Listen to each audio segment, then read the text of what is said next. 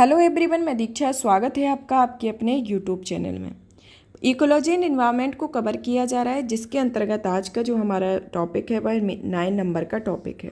अभी तक इसके 8 टॉपिक कवर किए जा चुके हैं। अगर आपने नहीं देखे हैं तो इकोलॉजी पर्यावरण एवं पारिस्थितिकी के एक प्लेलिस्ट है, वहाँ पर आप जाके इसको देख सकते हैं, जहाँ पर आपको 8 जितने भी टॉपिक कवर किए जा गए हैं उनको वहाँ अवेलेबल आपको हो जाएंगे। इसका जो आज का जो हमारा टॉपिक है वह ओजोन क्षरण या ओजोन डिप्लेशन के बारे में। ओजोन डिप्लेशन के संदर्भ में समझेंगे। सबसे पहले तो इसकी रूपरेखा को जान लेते हैं कि जिस तरीके से अभी तक जिस टॉपिक को कवर किया गया कि पहले रूपरेखा को बताया गया कि किस किस टॉपिक के बारे में पढ़ेंगे, फिर आपको डिटेल में पढ़ाया गया, फिर उसके बाद आपको मॉक क्वेश्चन जो भी इससे प्रीवियस ईयर में क्वेश्चन पूछे गए हैं और कुछ प्रैक्टिस क्वेश्चन के तौर पर दिए जाते हैं, तो उसको इसमें दिया गया है। तो इन सबको इस प्रोसेस पे आपकी प्रत्येक लेक्चर को कवर किया गया है। चलिए तो इसके लेक्चर को देखते हैं। लेक्चर को देखने के पहले इसकी रूपरेखा को जान लेते हैं कि ओजोन क्षरण के अंतर्गत कौन कौन से इसके टॉपिक कवर किए जाएंगे।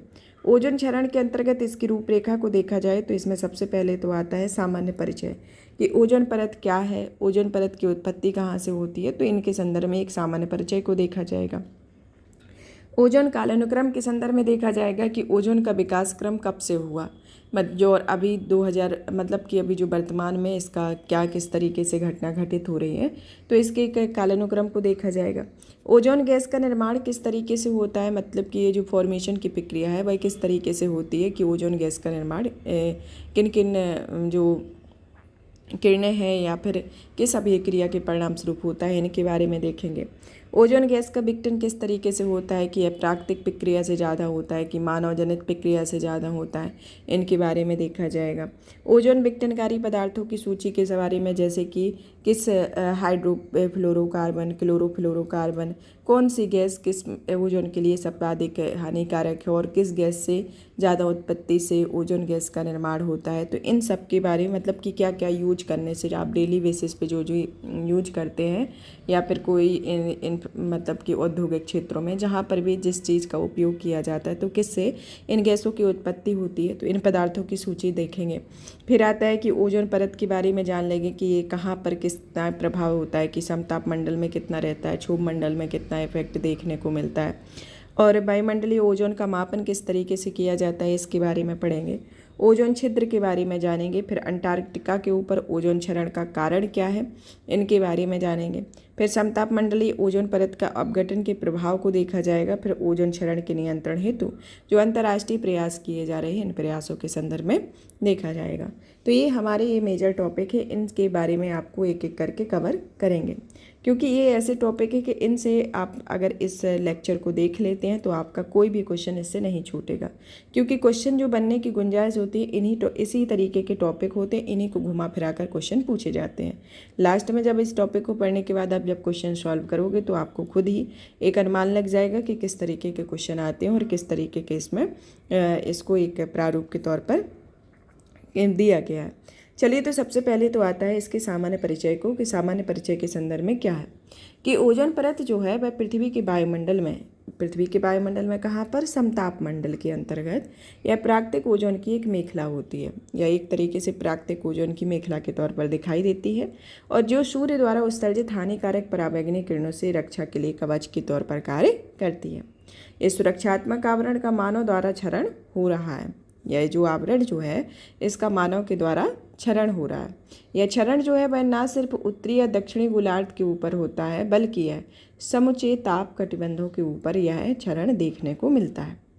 ये इस तरीके की जो क्रियाएं हो रही हैं वह पूरे ताप कटिबंधों में है, ना कि ये कि भाई नॉर्थ पोल पर ही हो रहा है कि साउथ पोल पर भी हो रहा है। तो ये सिर्फ नॉर्थ या साउथ पोल पर नहीं है, इसका इफेक्ट सभी ताप कटिबंधों पर देखने को मिल रहा है। ओजोन जो है वह हमारे वायुमंडल में दुर्लभ रूप में पाई जाती है। यह प्रत्येक 10 लाख हवा के अणुओं पर औसतन करीब 3 ओजोन अणु पाए जाते हैं, मतलब कि 10 लाख हवा के अणुओं पर 3 ओजोन अणु पाए जाते हैं। इस छोटी सी मात्रा के बावजूद ओजोन परत की हमारे वायुमंडल में जीवंत भूमिका होती है। तो इस तरीके से ये ओजोन परत का एक निर्माण होता है, और जो किस तरीके से इसका एक इफेक्ट देखने को मिल रहा है इस संदर्भ में आता है।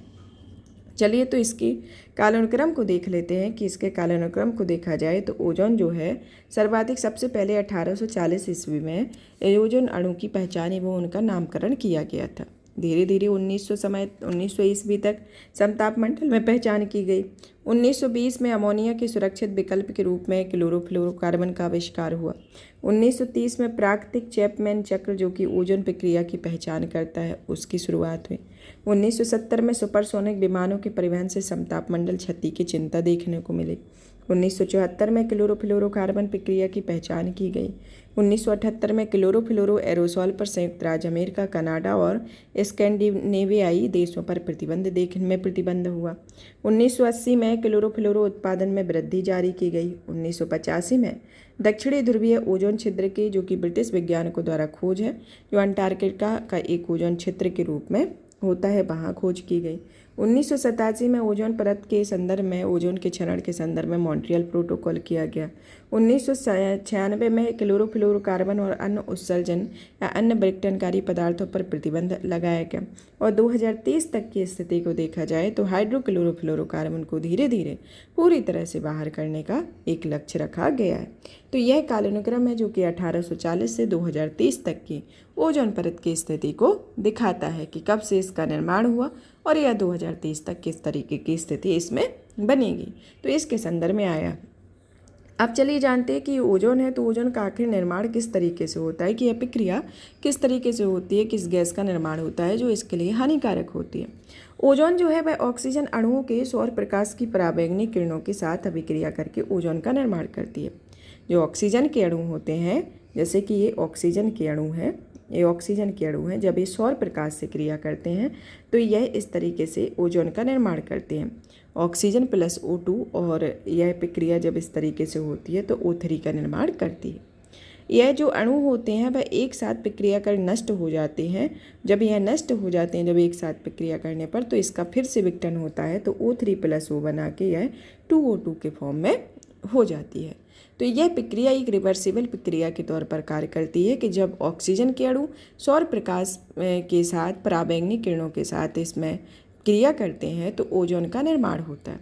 ओजोन का ये निर्माण हो जाने के बाद यह प्रक्रिया जब फिर से होती है तो यह ऑक्सीजन परमाणु के साथ इस प्रक्रिया को नष्ट कर दी जाती है और O3 मतलब कि जो ओजोन के साथ फिर ऑक्सीजन क्रिया करती है तो 2O2 में यह परिवर्तित हो जाती है। तो इस तरीके से ये कि फॉर्मेशन इसका चलता है, तो ये इसकी फॉर्मेशन की प्रक्रिया है। अब आता है कि ओजोन गैस के विघटन के बारे में, कि ओजोन गैस का विघटन जो है वह किस तरीके से होता है। कि depletion of the ozone gas, कि इसका जो डिप्लीशन होता है वह एक अस्थिर, मतलब कि ओजोन को देखा जाए तो एक अस्थिर गैस है, क्योंकि इसका कोई स्थायित्व तो नहीं है ओजोन गैस का, जिसका एक तरफ तो निर्माण होता है, दूसरी तरफ विघटन होता है। एक फॉर्मेशन में तो देखा हुआ है कि फॉर्मेशन में कि यहाँ पर आपका निर्माण किया गया लेकिन इसका यहाँ पर विघटन हो गया। तो ये प्रक्रिया एक तरीके से चलती रहती है जो कि एक अस्थिर प्रक्रिया है। जब ये प्रक्रिया चलती रहती है तो इसमें एक निरंतर होने वाली ये प्रक्रिया होती है, मतलब कि इसमें ये नहीं है कि एक बार हो गई फिर कुछ दिन के लिए बंद हो गई, या फिर कुछ दिन के लिए बंद हो गई फिर बाद में नहीं शुरू होगी, तो ऐसा नहीं है। अगर एक बार वो प्रक्रिया शुरू होती है तो वो एक फॉर्मेशन इसका चलता रहता है, वो कि एक निरंतर प्रक्रिया के तौर पर होती है। ओजोन का क्षरण और विनाश जो है वह दो प्रक्रियाओं पर आधारित होता है, एक तो प्राकृतिक प्रक्रिया और एक होती है मानवजनित प्रक्रिया। प्राकृतिक प्रक्रिया के अंतर्गत देखा जाए तो एक तरीके से सूर्य के जो 11 वर्षीय चक्र के अंत में सौर कलंक में वृद्धि हो जाती है। सूर्य का जो 11वां वर्ष होता है उसके चक्र में एक जो सौर कलंक होता है उसमें वृद्धि हो जाती है, जिसके कारण सौर्य क्रिया में भी वृद्धि होती है। जब उसके सौर कलंक में वृद्धि होती है तो सूर्य की जो क्रिया होती है उसमें भी वृद्धि देखने को मिलती है। और यह जो वृद्धि होती है वह सौर कलंक के चक्र भी कहते हैं, वह एक सन स्पॉट के तौर पर होती है। सौर्य क्रिया में वृद्धि के फलस्वरूप आवेशित कण जो होते हैं वह मुक्त हो जाते हैं और पृथ्वी से टकराव की वजह से नाइट्रोजन गैस एवं जलवाष्प का विघटन होने लगता है। और यह विघटन नाइट्रोजन गैस के विघटन से नाइट्रोजन परमाणु मुक्त करता है और ऑक्सीजन के साथ प्रतिक्रिया कर नाइट्रोजन ऑक्साइड का निर्माण करता है। और जलवाष्प के विघटन से हाइड्रोजन ऑक्साइड एवं हाइड्रोजन के कणों का निर्माण होता है तथा ये सभी ओजोन से प्रतिक्रिया कर उसके स्तर में कमी लाते हैं। तो इस तरीके से यह प्रक्रिया एक प्राकृतिक रूप में कार्य करती है। कि यह देखो कि इस तरीके से है कि नाइट्रोजन गैस एवं जलवाष्प का विघटन होता है, तो इसमें O3 जो होती है वह O2 और O में विघटित हो जाती है, जो भी अल्ट्रावायलेट रेज की उपस्थिति में। तो इस तरीके से यह प्रक्रिया देखने को मिलती है। फिर आता है मानव जनित कारक। मानव जनित कारक के संदर्भ में देखा जाए तो मानव जनित कारक जीवन की जनित के कारण वायुमंडल में क्लोरीन, ब्रोमीन आदि परमाणुओं का उत्सर्जन होता है, और ये जो परमाणु होते हैं वह ओजोन विनाश का कारण बनते हैं। इन परमाणुओं को धारण करने वाले पदार्थ ओजोन विघटनकारी पदार्थ कहलाते हैं, और इनमें क्लोरीन, फ्लोरीन, कार्बन, ब्रोमीन की मात्राएं पाई जाती हैं, जिन्हें हेलोकार्बन की संज्ञा दी जाती है। ओजोन विघटनकारी पदार्थ जो होते हैं वह निम्न तरीके से इसकी एक कुशलता के तौर पर देखते हैं कि जैसे इन पदार्थों का विघटन जो होता है वह वायुमंडल के निचले वायुमंडल में नहीं होता है। यह जो ज़्यादातर देखने को मिलता है 20 से 120 वर्षों तक इसे रहता है, और ये जो पदार्थ हैं इसमें क्लोरीन और ब्रोमीन जो होती है वह दोनों एक दूसरे से सम्मिलित होते हैं, और ये एक बार समताप मंडल में पहुंच जाते हैं तो पराबैंगनी किरणों से इन अणुओं को क्लोरीन एवं ब्रोमीन में तोड़ देती हैं, जो कि ओजोन क्षरण करती हैं। मतलब कि क्लोरीन और ब्रोमीन जो होती हैं वह एक दूसरे को तोड़ देती हैं, और यह समताप मंडल में एक ओजोन क्षरण करती हैं। इस तरीके से यह प्रक्रिया मानव के जनित कारकों के संदर्भ में आती है कि मानव जनित जो प्रक्रिया होती है तो इसमें इस तरीके से देखने को मिलती है। अब आता है कि ओजोन विघटनकारी पदार्थों के संदर्भ में कि ओजोन विघटनकारी पदार्थों में सबसे पहले तो देखते हैं क्लोरोफ्लोरोकार्बन के बारे में। क्लोरोफ्लोरोकार्बन जो है वह समताप मंडलीय ओजोन क्षरण हेतु जिम्मेदार पदार्थों में सबसे प्रमुख क्लोरोफ्लोरोकार्बन होते हैं। मतलब कि जो ओजोन परत का क्षरण होता है तो उसमें सबसे मेजर भूमिका निभाने वाला कार्बन क्लोरोफ्लोरोकार्बन होता है। क्लोरोफ्लोरोकार्बन जो है वह क्लोरीन, फ्लोरीन कार्बन से बना होता है, और इसके नाम को व्यापारिक नाम को देखा जाए तो यह फ्रेयॉन है, जो मंडल में मानव द्वारा मुक्त यह किए जाते हैं। तो ये किसके द्वारा मुक्त किए जाते हैं? मानव के द्वारा मुक्त किए जाते हैं। इसके उपयोग को देखा जाए तो इसका उपयोग जैसे कि जब रेफ्रिजरेटर और एयर कंडीशनर के शीतक के रूप में जब उपयोग करते हैं तो इसके कारण इसकी उत्पत्ति होती है, जो कि ओजोन क्षरण के लिए जिम्मेदार होती है। फिर आता है फोमिंग एजेंट के रूप में प्लास्टिक निर्माण में, आग बुझाने वाले कारक के तौर पर, मशीन या धात्विक वस्तुओं की सफाई करने में विलायक के तौर पर इसका एक होता है, जिसके कारण ये इस क्लोरोफ्लोरोकार्बन की उत्पत्ति होती है, जो कि ओजोन क्षरण के लिए जिम्मेदार होता है। दूसरा आता है हाइड्रोक्लोरोफ्लोरोकार्बन। यह जो क्लोरोफ्लोरोकार्बन है यह फ्लोरीन आधारित गैसों की एक द्वितीय पीढ़ी की गैस होती है, जो क्लोरोफ्लोरोकार्बन के गैसों के विस्थापन के रूप में आई थी। ये क्लोरोफ्लोरोकार्बन के विकल्प के रूप में ज़्यादा पर्यावरण हितैषी होती हैं। मतलब कि ये क्लोरोफ्लोरोकार्बन के कंपेयर में देखा जाए तो ये ज़्यादा हाइड्रोक्लोरोफ्लोरोकार्बन ज़्यादा पर्यावरण हितैषी होती है, और यह कौन सी होती है? द्वितीय पीढ़ी की होती हैं, जो कि क्लोरोफ्लोरोकार्बन गैसों के विस्थापन के रूप में आई हुई हैं। फिर आता है तीसरा कि हेलोन्स एवं हाइड्रोब्रोमोफ्लोरोकार्बन के बारे में। हेलोन्स और हाइड्रोफ्लोरोकार्बन जो होते हैं वह ब्रोमीन धारण करने वाले यौगिक हेलोन और हाइड्रोब्रोमोफ्लोरोकार्बन बनाते हैं, एक तरीके से होते हैं। ये दोनों एक अग्निशामक यंत्र के रूप में उपयोग किए जाते हैं। तो किस में उपयोग किए जाते हैं? अग्निशामक यंत्र के रूप में। नेक्स्ट आता है नाइट्रस ऑक्साइड के बारे में। नाइट्रस ऑक्साइड जो है उसके एक तरीके से देखा जाए तो इसे सबसे पहले इसका किस तरह कब पता लगाया गया? नाइट्रस ऑक्साइड को 1970 में वैज्ञानिकों में पता लगाया कि नाइट्रस ऑक्साइड में भी ओजोन क्षरण की क्षमता होती है। इसके स्रोत होते हैं जैसे औद्योगिक उत्सर्जन से, कृषि उर्वरक से, सुपरसोनिक जेट विमानों से, प्राकृतिक विद्युत उत्सर्जन के द्वारा इसकी उत्पत्ति होती है। अब आता है कि रासायनिक अभिक्रिया के द्वारा इसकी किस तरीके से प्रक्रिया होती है। एक प्रक्रिया के तौर पर देखा जाए तो ओजोन जब सूर्य के प्रकाश से क्रिया करती है तो इसे ऑक्सीजन और प्लस ओ में इसे निकालती है। फिर NO प्लस NO3 से जब क्रिया करती है तो NO2 और O2 इससे होता है। जब NO2 और प्लस O इस तरीके से प्रक्रिया करती है तो NO और O2 के फॉर्म में होती है। जब एक तरीके से सबका एक मर्ज देखा जाए तो 2O3 = 3O2 एक तरीके की प्रक्रिया होती है। इसमें NO का जो पुनर्निर्माण तीसरे चक्र में होता है वह NO एक ऐसा अकेला अणु होता है जो कई ओजोन अणुओं को नष्ट करने में सक्षम होता है। जो इसका निर्माण जो तीसरे चरण में हो रहा है वह जो इस तरीके से इसमें देखा जाए तो यह कई सारे स्तर पर इसका ओजोन अणुओं को नष्ट करने में सक्षम होता है। जब मृदा से निःसृत NO2 निचले वायुमंडल पर अपरिवर्तनीय रूप में पहुंच जाती है, या निचले वायुमंडल में जब यह अपरिवर्तनीय रूप में पहुंच जाती है तो इसमें तब तक बनी रहती है जब तक कि समतापमंडलीय पराबैंगनी किरणों को अपघटित ना हो जाए, और NO2 का एक अंश जो है वह NO में परिवर्तित होकर उत्प्रेरक के रूप में ओजोन को नष्ट करता है। तो यह एक उत्प्रेरक के रूप में कार्य करता है जो कि ओजोन को नष्ट करने में मदद करता है। तो इस तरीके से ये आता है। तो इसमें NO की बड़ी भूमिका होती है। अब आता है नेक्स्ट कार्बन टेट्राक्लोराइड के बारे में। कार्बन टेट्राक्लोराइड जो कि एक तरीके से कार्बन और क्लोरीन के परमाणु होते हैं। ये क्लोरोफ्लोरोकार्बन के उत्पादन में कच्चे माल की तरह प्रयोग किए जाते हैं, जिसमें कार्बन टेट्राक्लोराइड की थोड़ी मात्रा का उपयोग अग्निशमन यंत्रों में, डाई क्लीनिंग एजेंट के रूप में तथा कीटनाशक दवाइयाँ, पेंट या विलायक के रूप में भी किया जाता है। तो इस तरीके से कार्बन टेट्राक्लोराइड का उपयोग किया जाता है।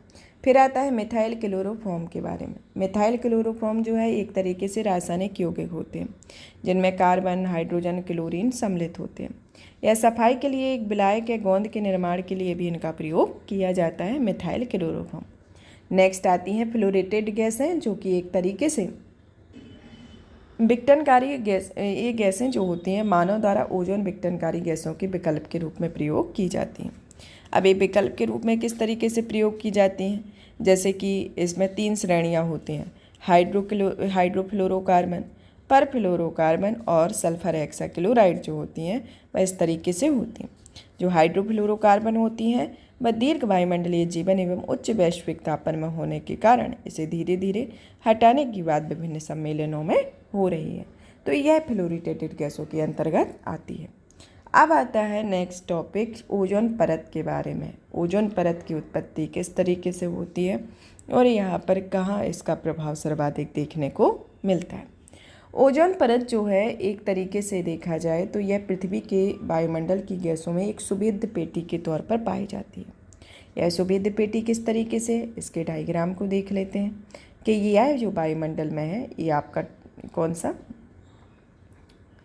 ये आपकी अर्थ है, ये अर्थ है, यहाँ आपका ये वायुमंडल है। यहाँ ट्रोपोस्फियर मतलब कि ओजोन क्षोभ मंडल होता है, ये समताप मंडल होता है। ये समताप मंडल होता है, यहाँ पर आपकी पाई जाती है जो आवरण बना हुआ है ये कौन सी है, ओजोन लेयर। इस तरीके से ओजोन लेयर होती है।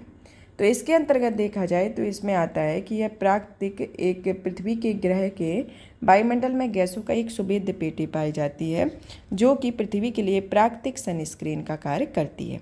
एक सनस्क्रीन की तरह कार्य करती है जो कि सूर्य से आने वाली हानिकारक पराबैंगनी किरणों से बचाती है। ओजोन गैस एक और परत पृथ्वी के वायुमंडल की निचली परत क्षोभमंडल में भी पाई जाती है, परंतु यह मनुष्य के लिए हानिकारक होती है। और यह ओजोन गैस 2 अलग अलग स्तरों में पाई जाती है, जिसमें पहला आता है समताप मंडल, दूसरा आता है क्षोभ मंडल। समताप मंडल के अंतर्गत देखा जाए तो ओजोन का एक अधिकांश भाग समताप मंडल में करीब 90% की निचली परत में 15 से 30 किलोमीटर के बीच पाया जाता है। तो ये कितना में पाया जाता है, ये 15 से 30 किलोमीटर का जो क्षेत्र होता है वहाँ पर इस तरीके का पाया जाता है। ये जो इसके समताप मंडल में आपका 15 से 30 किलोमीटर का जो क्षेत्र होता है वहाँ पर ओजोन परत की स्थिति देखने को मिलती है। ये वाला इस तरीके का जो क्षेत्र है वहाँ पर ओजोन परत पाई जाती है। यह जो ओजोन परत है यह समताप मंडल की सीमा में 10 से 17 किलोमीटर के ऊपर से 50 किलोमीटर तक होती है। यह 10 से 17 किलोमीटर से देखा जाए तो यह 50 किलोमीटर तक इसको देखने को मिलता है। यह जो क्षेत्र होता है यहाँ ओजोन की होती है और इसे ओजोन परत कहा जाता है। तो ये इसी को ही ओजोन परत यहाँ पर कहा जाता है। यह जो प्रक्रिया है समताप मंडल में ओजोन का निर्माण लगातार पराबैंगनी किरणों द्वारा होता रहता है। तो ये किस किरणों के द्वारा होता है, पराबैंगनी किरणों के द्वारा होता है। और समताप मंडल जो है ओजोन के लिए अच्छा ओजोन कहलाता है क्योंकि यह सूर्य की हानिकारक किरणों को अवशोषित कर पृथ्वी पर जीवन की रक्षा करता है और इसे पृथ्वी का रक्षा कवच या पृथ्वी का छाता भी कहा जाता है। तो समताप मंडल को क्या कहा जाता है? इसे पृथ्वी का रक्षा कवच के तौर पर भी कार्य करता है। तो जो यहाँ पर ये लेयर बनती है तो एक रक्षा कवच के तौर पर होती है, जिसे पृथ्वी का छाता भी कहा जाता है। तो इस तरीके से वो होता है। अब आता है दूसरा कि क्षोभ मंडल के संदर्भ में देखा जाए तो क्षोभ मंडल यहाँ पर कितनी है आपकी, ये जो ओजोन कितनी है यहाँ पर 90% है। स्ट्रेटोस्फीयर में आपकी 90% है, जो कि समताप मंडल है। क्षोभ मंडल ट्रोपोस्फीयर को देखा जाए, ट्रोपोस्फीयर मतलब क्षोभ मंडल। ट्रोपोस्फीयर में जो ओजोन होती है वह बाकी की जो 10% ओजोन होती है वह आपकी क्षोभ मंडल में पाई जाती है। क्षोभ मंडल जो होती है एक वायुमंडल का निचला स्तर होता है। ये यहाँ पर इसका एनवायरमेंट बना है तो ये यहाँ पर इसका एक निचला स्तर है। यह क्षोभ मंडल का ओजोन पर बुरा ओजोन भी कहलाता है, क्योंकि यह वायु को प्रदूषित करता है एवं स्मॉग के निर्माण में मदद करता है, जो श्वसन के लिए अच्छा नहीं होता। ये जो क्षेत्र होता है वह एक स्मॉग के तौर पर होता है, मतलब कि यहाँ से जो भी पृथ्वी के मतलब कि जो मनुष्य के द्वारा जो वैश्विक तापमान में जो वृद्धि होती है, तो जैसे धरातलीय या बुरी ओजोन एक तरीके से देखा जाए तो एक अप्रत्यक्ष रूप से उत्सर्जित नहीं होती है। यहाँ पर ताप एवं सूर्य के प्रकाश की उपस्थिति में NOx एवं की रासायनिक क्रिया होती है, और यह औद्योगिक सुविधा, विद्युत उपयोगिता, मोटर वाहन के निकास, पेट्रोल वाष्प, रासायनिक विलायक, नाइट्रोजन ऑक्साइड और वोलेटाइल ऑर्गेनिक कंपाउंड के रूप में इसके प्रमुख स्रोत के तौर पर होते हैं, जो कि एक बुरी ओजोन के तौर पर होती है, जैसे कि स्मोक। तो इस तरीके से ये ट्रोपोस्फीयर में स्थिति होती है, और 90% जो होती है वो आपकी स्ट्रेटोस्फीयर में यानी कि समताप मंडल में होती है, जो कि एक पृथ्वी की सुरक्षा कवच के तौर पर कार्य करती है। तो इस तरीके से इनकी स्थिति होती है। तो ओजोन लेयर कहाँ पर पाई जाती है? यह आपकी ओजोन लेयर जो है वह समताप मंडल में यह परत 15 से 30 किलोमीटर के बीच में पाई जाती है। तो इस तरीके से इसकी ये प्रक्रिया देखने को मिलती है। अब आता है इसके अंतर्गत ये इस तरीके से आपका ये आता है। अब आता है जो कि श्वसन के लिए आपकी अच्छी नहीं होती है, तो ये इस तरीके से इसमें ये डायग्राम भी बनाया गया है। अब आता है आपका कि ये देखो इसमें ये अर्थ है, ये सूर्य का प्रकाश है, जहाँ पर ये ओजोन लेयर है जो कि सूर्य से आने वाली हानिकारक पराबैंगनी किरणों से यह रक्षा करती है। तो यहाँ अल्ट्रावायलेट A, B, C को इस तरीके से संदर्भित किया गया है, जिसमें A है जो इसमें डायरेक्ट इफेक्ट करती है, B जो यहाँ पर, और इसका C की अवस्थिति को दिखाया गया है। इस तरीके से ये आता है। तो इस तरीके से ये होती है। अब आता है वायुमंडलीय ओजोन के मापन के बारे में, कि वायुमंडलीय ओजोन का जो मापन है वह डॉप्सन स्पेक्ट्रोमीटर द्वारा किया जाता है। इसे डॉप्सन यूनिट में व्यक्त किया जाता है, और एक डॉप्सन यूनिट शुद्ध ओजोन का 0.01 मिलीमीटर की मोटाई के बराबर होती है। यह घनत्व ओजोन को धरातलीय स्तर के दबाव में लाने से प्राप्त होता है। तो किससे प्राप्त होता है? यह धरातलीय स्तर में होने वाला जो एक दबाव होता है उससे यह प्राप्त होता है। चलिए तो अब इसके संदर्भ में ओजोन छिद्र के बारे में भी जान लेते हैं कि ओजोन छिद्र क्या है। ओजोन छिद्र है एक तरीके से तकनीकी रूप में कोई छिद्र नहीं है। एक तकनीकी रूप में नहीं देखा जाए तो यह कोई छिद्र नहीं होता है। यहाँ पर ओजोन गैस उपस्थित नहीं होती, बल्कि यह अंटार्कटिका के ऊपर समताप मंडल में ओजोन अपघटित क्षेत्र है, जो दक्षिणी गोलार्ध में बसंत ऋतु में जो अगस्त से अक्टूबर में शुरू होने से घटित होती है। तो यह जो स्थिति देखने को मिलती है यह कब देखने को मिलती है? अगस्त से अक्टूबर के बीच में यह स्थिति देखने को मिलती है, जो कि एक तरीके से दक्षिणी गोलार्ध में यह घटित होती है। तो यहाँ पर यह स्थिति होती है। ओजोन क्षेत्र को एक छिद्र के तौर पर नहीं, एक संकल्पना के तौर पर होता है, जो कि वायुमंडल में ओजोन के सांद्रण के संदर्भ में होती है, कि यहाँ पर जब 300 यूनिट इनका सांद्रण के करीब होता है, और ओजोन का जो औसत सांद्रण होता है, और इसका कोई जो क्षेत्र होता है जहाँ पर 220 यूनिट डॉप्सन यूनिट से नीचे गिर जाए तो वह ओजोन छिद्र का मानक होता है। मतलब कि 300 तो इसका एक औसत मानक होता है, 300 डॉप्सन यूनिट, लेकिन जब यह 220 से जब नीचे गिर जाता है तो 220 डॉप्सन यूनिट से, तो यहाँ पर ओजोन छिद्र माना जाता है। तो इसका एक पैमाना होता है। तो इस तरीके से ओजोन छिद्र कार्य करती है, कि जब आपका 220 से कम होने लगता है तो वहाँ ओजोन छिद्र का निर्माण हो रहा है। तो इस प्रक्रिया को इस तरीके से देखते हैं। अब आता है कि अंटार्कटिका के ऊपर जो सर्वाधिक ओजोन का क्षरण हो रहा है उसके प्रमुख कारण को देख लेते हैं। उसके प्रमुख कारण में आपके 3 मेजर फैक्टर आते हैं। पहला तो एक कि ध्रुवीय समतापमंडलीय बादल का होना, दूसरा आता है ध्रुवीय भंवर का होना, तीसरा होना कि सक्रिय क्लोरीन का प्रभाव देखने को मिलना। ध्रुवीय समतापमंडलीय मेघ के अंतर्गत देखा जाए तो ये जो मेघ होते हैं इसे नेक्रियस क्लाउड कहा जाता है। यहाँ के जो मेघ होते हैं वह पृथ्वी के समताप मंडल में हाई एल्टीट्यूड पर होते हैं और यहाँ समताप मंडल में अत्यधिक शुष्कता पाए जाने के कारण यहाँ पर बादलों का निर्माण नहीं होता है। तो आपका जो समताप मंडल है वहाँ पर बादलों का निर्माण नहीं होता है। और यह जो बादलों का निर्माण है वह शीत ऋतु के समय इस ऊंचाई पर समताप मंडल में तापमान इतना कम हो जाता है कि बादलों का निर्माण भी संभव कम हो जाता है और इन बादलों के कण एक समान आकार के एवं छोटे होते हैं, जिसके कारण सूर्य के प्रकाश को एक समान तरीके से परावर्तित किया जाता है और इस कारण से ये बादल रंगीन होते हैं। और इन बादलों को मदर ऑफ पर्ल भी कहा जाता है। तो मदर ऑफ पर्ल किसे कहा जाता है?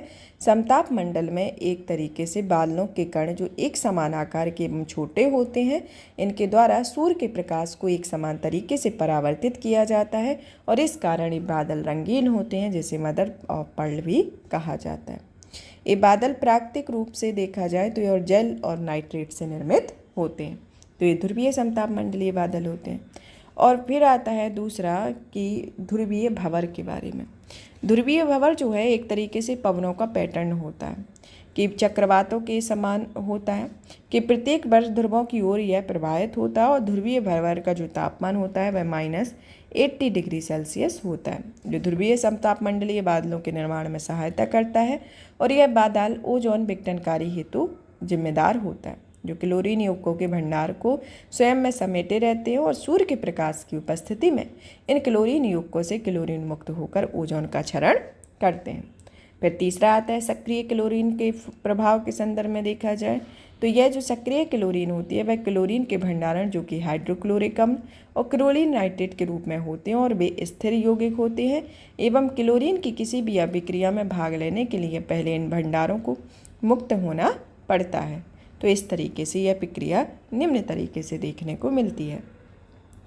अब आता है कि एक तरीके से देखा जाए कि एक क्वेश्चन आता है कि जब जाड़ों के समय अंटार्कटिका पर ओजोन की परत की स्थिति किस तरीके से होती है, कि जाड़ों के समय जो अंटार्कटिका पर जो इनकी स्थिति होती है वहाँ पर देखा जाए तो शीत ऋतु के आते आते हवा अत्यधिक ठंडी होती है।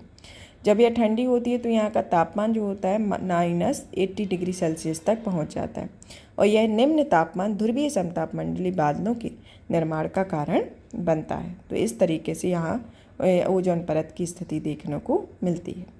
अब आता है कि ओजोन परत के अपघटन के प्रभाव के बारे में जान लेते हैं। ओजोन परत का अपघटन का जो प्रभाव देखा जाए तो यह समताप मंडलीय परत सूर्य की हानिकारक किरणों के जो कि 320 से 320 nm तरंग दैर्ध्य को अवशोषित कर लेती है और अगर यह ओजोन परत विघटित हो जाए तो ज़्यादा पराबैंगनी किरणें पृथ्वी तक पहुँचेंगी और पृथ्वी पर जीवमंडल पर निम्न प्रभाव देखने को मिलते हैं, जैसे कि सामुद्रिक प्रभाव हुआ। सामुद्रिक प्रभाव के साथ आपका वनस्पति पर प्रभाव, पदार्थों पर प्रभाव, मानव स्वास्थ्य पर प्रभाव, जैव भू रासायनिक चक्रों पर किस तरीके से प्रभाव देखने को मिलता है इसके संदर्भ में जानते हैं। समुद्री पारितंत्र पर प्रभाव को देखा जाए तो यह फाइकोप्लैंक्टन जो कि एक तरीके से आहार जाल के आधार का निर्माण करते हैं, यह अल्ट्रावायलेट किरणों की ज़्यादा मात्रा में फाइकोप्लैंक्टन की मात्रा में इनकी कमी देखने को मिलती है, क्योंकि यह फाइकोप्लैंक्टन की संख्या में कमी से कार्बन डाइऑक्साइड की मात्रा बनती है जो कि वैश्विक तापन में जिम्मेदार होती है। दूसरा आता है वनस्पति पर प्रभाव। तापमान में वृद्धि के कारण जलीय सतह तथा मृदा की नमी में बाष्पीकरण से फसलें सूखने लगेंगी और रोगों के प्रति प्रतिरोधकता कम हो जाती है, जैसे मटर और बंद गोभी, और पौधों के आकार में भी परिवर्तन इसमें देखने को मिलता है। तो इस तरीके से ये कई परिवर्तन हैं जो इसमें फसल उत्पादन में कमी, बीजों की क्षति, फसल की गुणवत्ता में कमी और पत्तियों के छट्टी जैसे प्रभाव इसके सामने देखने को मिलते हैं। मानव स्वास्थ्य पर प्रभाव। मानव स्वास्थ्य पर प्रभाव जैसे कि देखा जाए तो सूर्य के द्वारा जो अल्ट्रावायलेट किरणें निकलती हैं, इसका जो अधिक मात्रा में पृथ्वी की सतह पर पहुंचने से तापमान में वृद्धि होती है, जिससे नॉन मेलानोमा त्वचा कैंसर में वृद्धि होती है, जो कि अत्यधिक पराबैंगनी विकिरण के कारण प्रकाश रासायनिक प्रक्रिया में वृद्धि होने के कारण श्वसन तंत्र पर बुरा प्रभाव डालती हैं, जो फसलों एवं जलीय आहार को प्रभावित करती हैं, जो मानव के लिए खाद्य संकट भी उत्पन्न करती हैं, जैसे त्वचा कैंसर में वृद्धि होना, मोतियाबिंद एवं अन्य नेत्र दोष, प्रतिरक्षा तंत्र कमजोर होना और सन वर्ण की स्थिति होना। तो ये स्थिति आपके मानव स्वास्थ्य पर होती है। जैव भू रासायनिक चक्र पर प्रभाव इनका, जैसे कि सौर्यिक पराबैंगनी विकिरण में वृद्धि जलीय एवं स्थलीय एवं जलीय भू रासायनिक चक्र को प्रभावित करती हैं, जिससे दोनों स्रोतों में परिवर्तन होता है एवं ग्रीन हाउस गैसों के भंडार गृह में भी प्रभावित होती है। इन सब के कारण जलवायु परिवर्तन जैसी वृद्धि देखने को मिलती है। तो इस तरीके से यह होता है। पदार्थों पर प्रभाव, जैसे कि पेंट, प्लास्टिक, सिंथेटिक पॉलीमर की तीव्र अपघटन से इसमें पदार्थों पर प्रभाव देखने को मिलता है। तो ये कुछ प्रभाव होते हैं जो कि ओजोन परत के संदर्भ में देखने को मिलते हैं। फिर आता है नेक्स्ट कि ओजोन क्षरण के नियंत्रण हेतु अंतर्राष्ट्रीय प्रयास क्या क्या किए जा रहे हैं। पहला प्रयास तो ओजोन परत के क्षरण का जो एक दौर देखा जाए तो वह 1970 से 80 के दशक में अंतर्राष्ट्रीय समुदायों की ओजोन विघटनकारी पदार्थों द्वारा ओजोन परत की हानि को पहुंचाने के लिए एक चिंता व्यक्त की गई थी, और 1985 में ओजोन परत की सुरक्षा के लिए अंतर्राष्ट्रीय सहयोग हेतु वियना कन्वेंशन हुआ, और इस सहयोग की परिणति पर 1987 में ओजोन क्षयकारी पदार्थों पर नियंत्रण हेतु मॉन्ट्रियल प्रोटोकॉल पर हस्ताक्षर किए गए। चलिए तो जानते हैं वियना कन्वेंशन क्या है।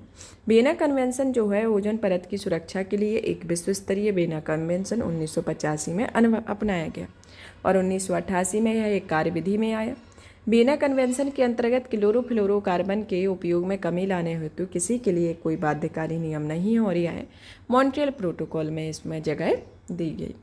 मॉन्ट्रियल प्रोटोकॉल को 16 सितंबर 1987 को अपनाया गया, और 1989 से यह प्रभावी हुआ, जो कि एक अंतर्राष्ट्रीय संधि है जो ओजोन परत क्षरण हेतु जिम्मेदार पदार्थों के उत्पादन और उपभोग में कमी लाने हेतु इसे तैयार किया गया था। अब आता है इसके अंतर्गत किगाली समझौते के बारे में, कि रवांडा के किगाली में अक्टूबर 2016 को जो 197 देशों ने हाइड्रोफ्लोरोकार्बन श्रेणी के ग्रीन हाउस गैसों के उत्सर्जन को करने के लिए एक ऐतिहासिक समझौता किया हुआ था। इसमें जो आपका 2100 तक ग्लोबल वार्मिंग में 0.5 डिग्री सेल्सियस तक की कमी लाने का लक्ष्य रखा गया था।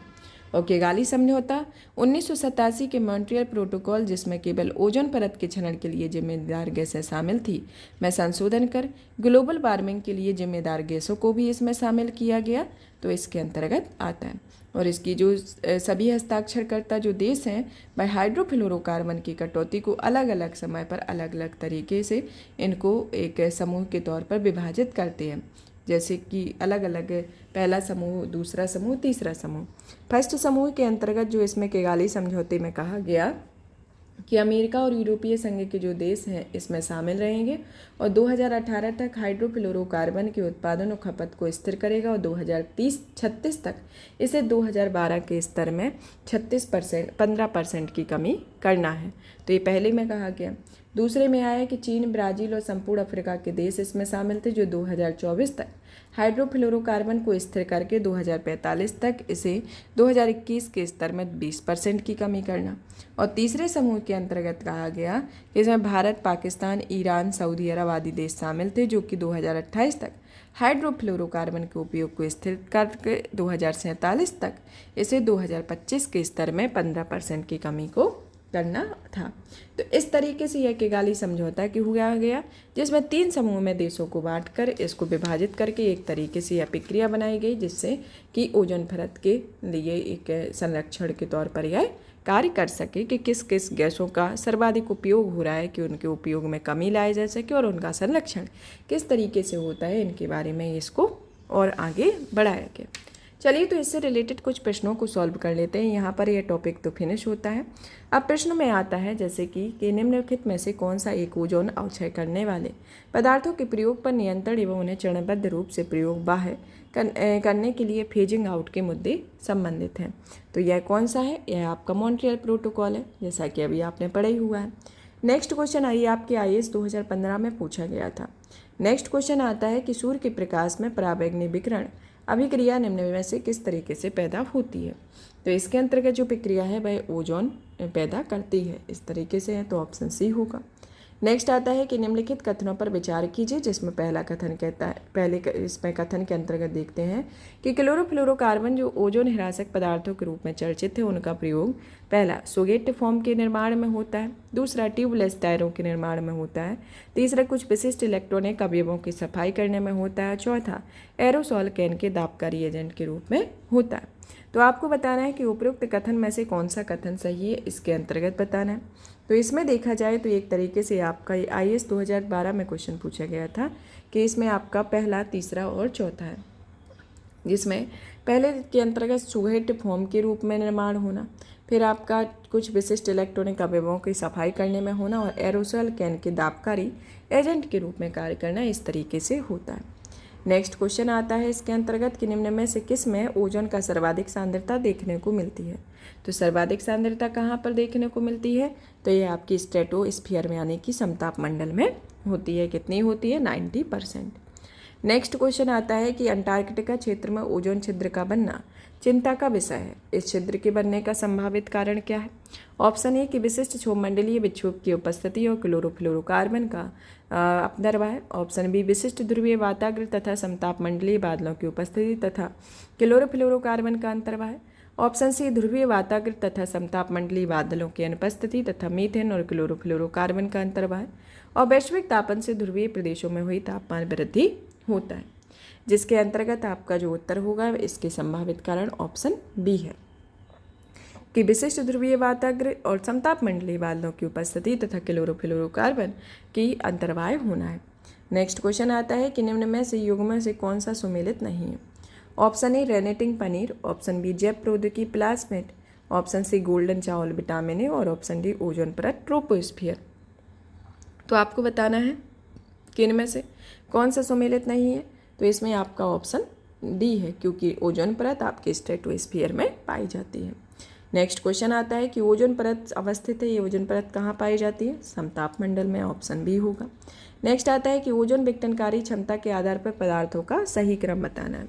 तो सही क्रम के संदर्भ में देखा जाए तो इसमें आपका सही क्रम जो है वह ऑप्शन बी होगा, क्योंकि आपका सबसे नंबर पर क्लोरोफ्लोरोकार्बन आता है, फिर हेलोन्स आता है, मिथाइल ब्रोमोमीथेन, फिर हाइड्रोक्लोरोफ्लोरोकार्बन आता है। तो इस तरीके से यह प्रक्रिया एक तौर पर होती है, तो ऑप्शन बी होगा। नेक्स्ट आता है कि पदार्थों के उस समूह की पहचान करें जिसमें प्रत्येक में ओजोन विघटनकारी पदार्थ एवं हरित ग्रह गैसीय पदार्थों के दोनों के गुण होते हैं। तो यह ऑप्शन सी होगा, क्योंकि इसमें carbon chlorofluorocarbon, carbon tetrachloride, halons एवं मिथाइल ब्रोमोमीथेन इसके अंतर्गत होते हैं। नेक्स्ट क्वेश्चन आता है कि वायुमंडल में ओजोन की उपस्थिति महत्वपूर्ण है क्योंकि यह सोख लेता है। तो यह किसको सोख लेता है, यह पराबैंगनी ए और पराबैंगनी सी किरण विकिरणों को यह सोख लेता है। नेक्स्ट क्वेश्चन आता है कि मॉन्ट्रियल प्रोटोकॉल के संबंध में निम्नलिखित कथनों पर विचार कीजिए। पहला कथन कहता है कि यह ओजोन विघटनकारी एवं वैश्विक तापन के लिए जिम्मेदार सभी पदार्थों के उत्सर्जन पर क्रमशः रोक लगाने हेतु एक बाध्यकारी अंतर्राष्ट्रीय संधि है। दूसरा कथन कहता है कि इसे 1987 में अपनाया गया और 1989 में प्रभावी हुआ। तीसरा कथन कहता है कि इसके परिणाम स्वरूप क्लोरोफ्लोरोकार्बन के उत्सर्जन में उल्लेखनीय कमी दर्ज की गई। चौथा आता है कि भारत ने इसे इस वर्ष 1992 में हस्ताक्षर किया हुआ है। तो ये प्रमुख इसके मेजर कारण कथन है। तो इसके अंतर्गत आपको बताना है कि कौन कौन सा कथन सही है। तो इसमें ऑप्शन देख लेते हैं। तो इसमें जो आपका असत्य बताना है कथन कि कौन कौन से कथन असत्य हैं, तो इसमें आपका पहला जो है वह असत्य है और ये आपके 3 सही हैं कि ओजोन विघटनकारी तथा वैश्विक तापन के लिए जिम्मेदार सभी पदार्थों के उत्सर्जन पर क्रमशः रोक लगाने के लिए एक अंतर्राष्ट्रीय बाध्यकारी संधि है। तो ये आपका गलत है और इसका दूसरा, तीसरा और चौथा जो है वह आपका सही है। नेक्स्ट क्वेश्चन आता है इसके अंतर्गत कि वैज्ञानिकों ने की टीमों ने सर्वप्रथम अंटार्कटिका के ऊपर ओजोन छिद्र का पता लगाया। तो किसके कहा कि वैज्ञानिकों ने सर्वाधिक लगाया, या ब्रिटिश टीम ने लगाया। तो ऑप्शन डी होगा। यहाँ पर ही आपकी प्रश्नों की श्रृंखला फिनिश होती है, इसके साथ साथ आपका टॉपिक भी फिनिश होता है। अब नेक्स्ट क्लास आपकी नेक्स्ट डे आपकी नेक्स्ट क्लास होगी। तब तक आप इस सेशन को ज़्यादा से ज़्यादा शेयर करें, वीडियो को लाइक करें, चैनल को सब्सक्राइब करें। धन्यवाद।